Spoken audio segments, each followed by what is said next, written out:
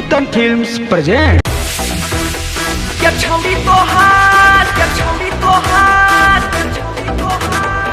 पनसौआ, पनसौआ,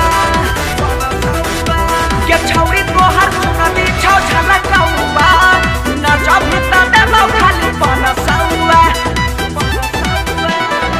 makeup लगाई के माहौल गरमैबा, आज सफेद बे पगरदा उड़ैबा। मेकअप लगाई के माहौल गरमैबा, आज सफेद बे पगरदा उड़ैबा। जब से निकाल छोरा नोट चमकौआ, क्या छौड़ी तोहार, छौड़ी तोहार, छौड़ी तोहार, क्या छौड़ी तोहार चुनरी छौ झलकौआ, नजर भीतर देलौ खाली पनसौआ।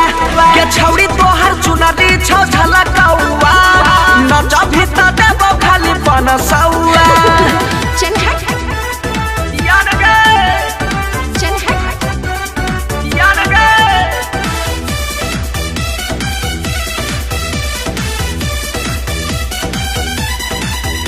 क्या छौड़ी तोहार चुनरी छौ झलकौआ, नजर भीतर देलौ खाली पनसौआ। पातर कमरिया छौ तोहर लचीला, बाबूजी झटका तो हुई जो भी ढीला। ठुमका लगाई देना, कमर हिलाई देना, अपन जवानिया के जलवा दिखाई देना। बड़ा शौक से बोलै छी रे छोरा। हाँ हाँ, पातर कमरिया छौ तोहर लचीला, एकरे पर पागल भेलौ सारा जिला। लाग छमान तोहर भेलो सन गौआ, के छौड़ी तोहार, छौड़ी तोहार, रसीलान खाए का लोचियोगे। के छौड़ी तोहर चुनरी छौ झलकौआ, नजर भीतर देलौ खाली पनसौआ। के छौड़ी तोहर चुनरी छौ झलकौआ, नजर भीतर देलौ खाली पनसौआ।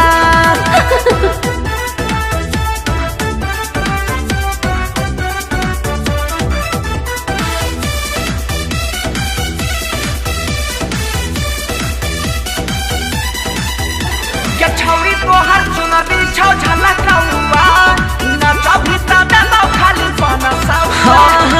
जिला खगड़िया वाला रात भर नचैतौ, तकनी तो प्यार हुई जैतो। जय भी बेगूसराय में होतो बबाल गे, बचा के रखिए नहीं ते काट ले तो गाल गे। चल चल मुंह धोई किया चल चल। हाँ हाँ, जिला सहरसा वाला रात भर नचैतौ, बंसी के गाना पर मजा खूब लेतौ।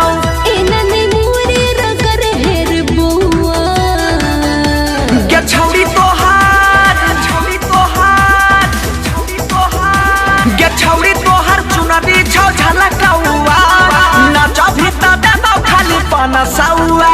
क्या छौड़ी तोहार चुनरी छौ झलकौआ,